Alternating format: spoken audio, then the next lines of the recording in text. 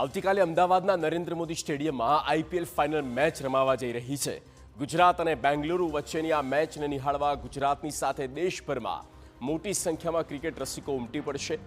Narendra Modi stadium ખાતે ચુસ્ત police બંદોબસ્ત ગોઠવવામાં આવ્યો। શહેર પોલીસ કમિશનર જીએસ મલિકે નિરીક્ષણ કર્યું। આઈપીએલ ફાઇનલમાં અનેક વીવીઆઈપી મહાનુભાવો પણ હાજર રહેવાના હોવાથી પોલીસ અને સુરક્ષા એજન્સી હાઈ એલર્ટ છે। કુલ 3000 જેટલા પોલીસ કર્મીઓ સુરક્ષામાં ખડે પગે રહેશે। નાસભાગ જેવી સ્થિતિ ન સર્જાય તે માટે સ્ટેડિયમ બહાર 3 હોલ્ડિંગ એરિયા પણ તૈયાર કરવામાં આવ્યા છે।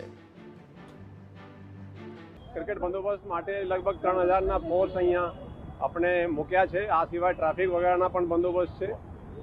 જે આપણે છેલ્લા લગભગ 2 મહિનાથી જે મેચો અહીંયા થઈ રહ્યા છે એના માટે આપણે એક્સ્ટ્રા હોલ્ડિંગ એરિયા પણ અહીંયા રાખ્યા છે, જેથી કોઈ સ્ટેમ્પીડના સંભાવના 0 થઈ જાય। એટલે કહી શકીએ કે થોડા નવા જે ઇનિશિયેટિવ લીધા છે, અમે હોલ્ડિંગ એરિયાથી બધું આપણે સેફ છીએ।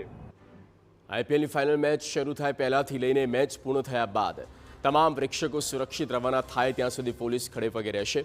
સ્ટેડિયમ આસપાસના રસ્તા પણ મોટી સંખ્યામાં ટ્રાફિક પોલીસના જવાનોને તૈનાત કરાયા। આમ આવતીકાલે નરેન્દ્ર મોદી સ્ટેડિયમમાં આઈપીએલ ફાઇનલ મેચ સફળ રીતે યોજાય તે માટે પોલીસ સતર્ક બની છે।